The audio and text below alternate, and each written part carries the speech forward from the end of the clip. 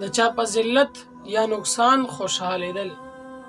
عزتمندو، حضور صلی الله علیه وسلم فرمای چې د خپل مسلمان ورور په نقصان باندې د خوشحالۍ اظهار مکوئ.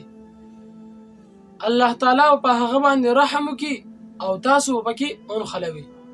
عزتمندو، دا یا ساتل پکار دي چې الله رب العزت په هر یو شیز باندې قادر دی. ګوره، عزت، ذلت، دا ټول هر څه د الله په لاس کې دی. ګوره، نو موږ ته پکار ده چې د خپل ورور په نقصان باندې خوشحالي ګناه بلکې هغه سره د خفګان اظهار وکړو او که څه تعاون ورسره کولی شو چې هغه ورسره هم وکړو.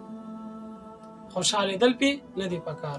الله رب العزت دې موږ له په دغه خبرو باندې د عمل کولو توفیق را نصیب کړي.